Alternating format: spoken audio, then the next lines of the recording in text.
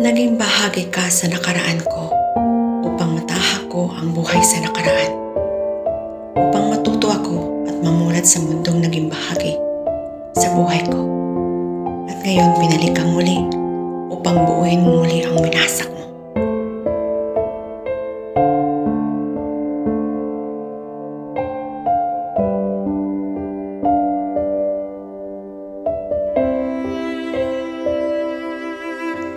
Minsan, may pangyayari sa buhay natin di inaasahan. May mga pangarap tayo na kahit anong gawin, di natin maabot. Ngunit anuman ang pinagdadaanan ko, pilit akong babangon na kahit ilang beses akong madapa. Kahit ilang beses akong malusak sa putikan. Babangon at babangon ako upang ihakbang ko ang aking mga paa sa putikan. Hanggang nakamit ko na ang aking mga pangarap. Ngunit may kulang pa rin sa buhay ko. Na kahit anong gawin ko, di ako lubusan maging masaya. Yung bang kahit anong gawin kong pilit ibangon ang sarili ko. Ngunit may mga oras na kalungkutan ang nararamdaman ko. Kahit anong tanong ko sa sarili ko kung anong kulang pa. Na kahit anong gawin ko, di ko makapasa sa aking puso ang kasagutan. Nagpatuloy ako sa panibagong mundong tinatahak ko. Sa mundong di nakaapak sa putikan. Hindi kinukutya, hindi inaapakan.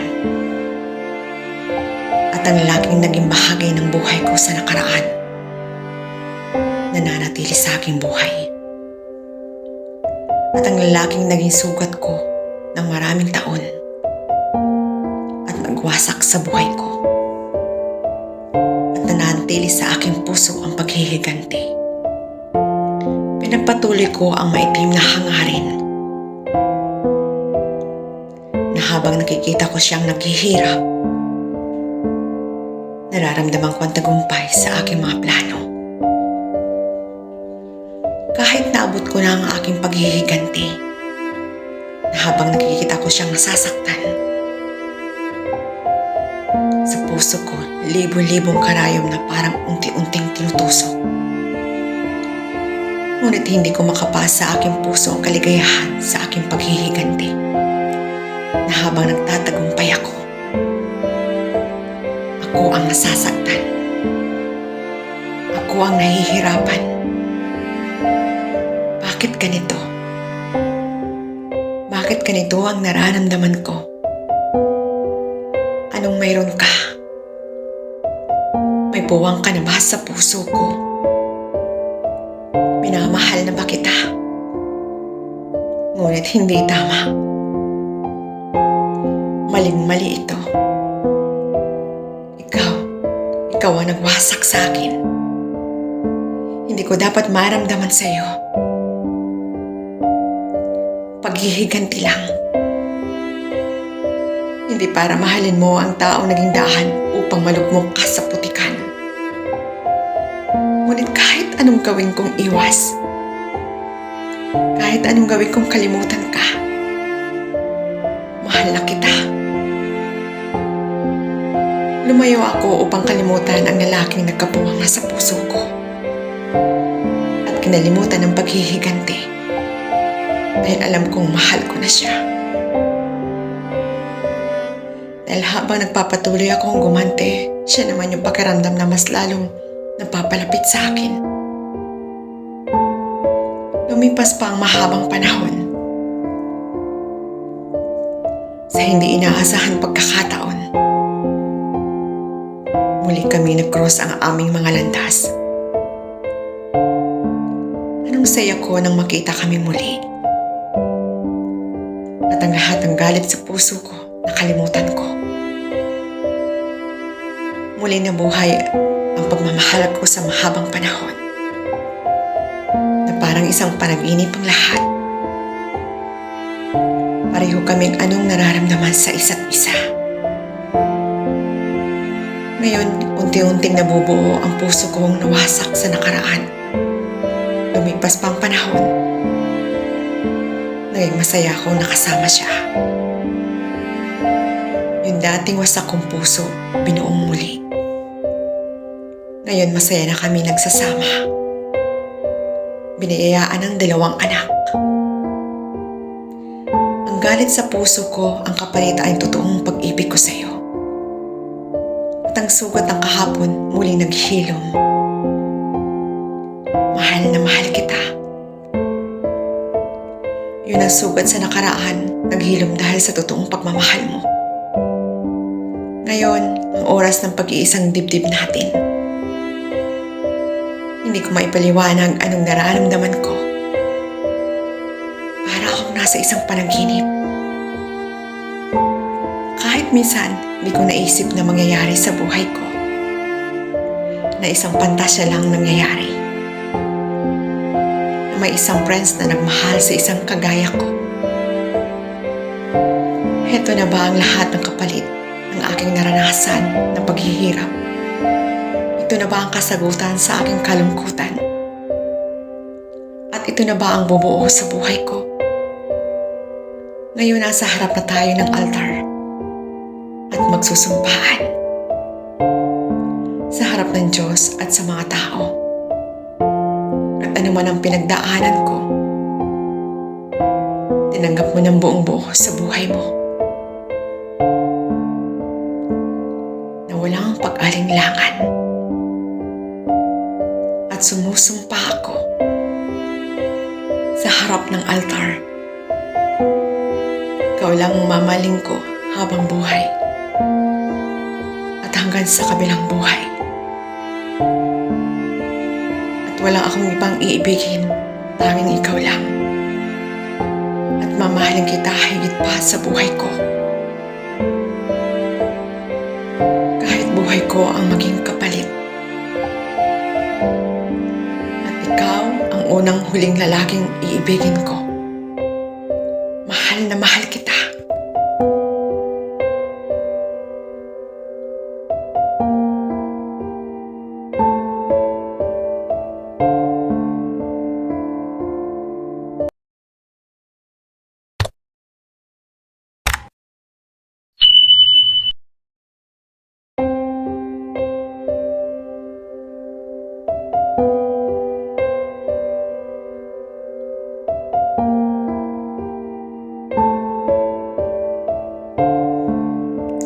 Naalala pa rin ang kahapon na kahit saan, ikaw pa rin.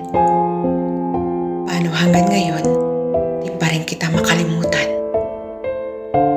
Paano nga ba kita makakalimutan? At bakit ko pipilitin ang sarili ko na limutin ka? Kung sa bawat sandali, ikaw lang ang nakikita. At kahit sa pagpatak ng mga ulan, tanging yakap mo ang aking nararamdaman. Inaalala ang bawat sandali na nagpapainit sa puso ko. Sa bawat sandali na tanging ikaw lang. Ngunit hanggang dito na lang. Ang tanging alaala na lang ang bawat sandali na mayroon tayo. Na masasayang sandali na akala ko hanggang dulo. Ngunit pagkalipas ng taon, ikaw ay nagbago. Binigyan mo ng tuldok ang akala ko ay magpakailanman. Na sa bawat alaala ng bawat isa ay isang pansamantala lamang ang dumaan. Ngunit sa bawat sandali, hindi ko napaghandaan ang sandali ng iyong paglisan. Upang masanay ako na mawawala ka. Yung taong minahal ko ay iiwan rin pala ako. Ang hirap sa atin dahil ako na lang ang tutupad sa ating mga pangako. Mahirap para sa akin na wala ka na. Dahil hanggang ngayon, nagkakulong ako sa lahat ng ating alaala. Paano kita pagkakawalan sa lahat ng aking nararamdaman? Paano ko matatanggap sa aking sarili na wala ka na? dating ikaw at ako. Wala na. Wala ka na. Dahil tinapos mo na ang lahat. At kahit kailan, di na pwede pang madugtungan. Tapos na ang ating kwento at ito'y iyong tinultukan. Kaya kahit mahirap, tatanggapin ko. At ito na ang muling araw na masusulyapang kita sa bawat paglingon ko. At balang araw, matatapos din ang bawat akala na nandyan ka pa. At balang araw, masasabi ko sa akin sarili na tapos na. Tapos na tayo at nakamove on na ako.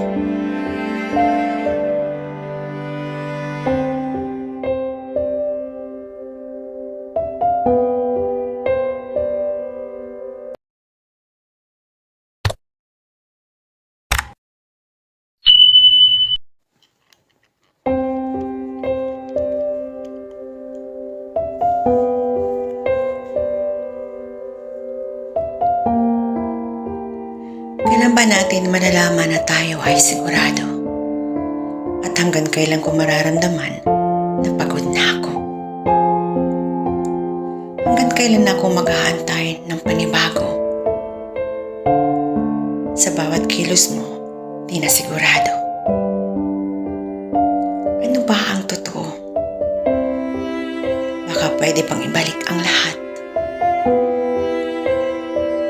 At pwede pang magbago. Hindi man kagaya ng dati na buo. Ngunit ang mahalaga, babalik kang muli. Sa mundo ng walang kasiguraduhan. Sa mundong maraming nagbabago. At sa mundo na puro pangamba. Sa mundo na puro takot. At maraming dahil at baka. At isa lang ang aking hiling, sana maging totoo ka. Sa bawat sandali na walang duda. Kung kailan pwede na, maging okay ang lahat. Sa kakapahan ng iba. Ano ba ang dapat kong gawin? Antayin ka o manatiling dito lang? Dito lang kung saan maraming kulang. Di ko alam kung tama o mali. Hanggang di ako sigurado sa lahat, magbabago pa ba ang lahat ng ating kwento. Ngunit maraming panggamba na baka sa sunod, nagbagong muli ang lahat. Ngunit walang di masama kung susubukan. Baka sa sunod, pwede pa.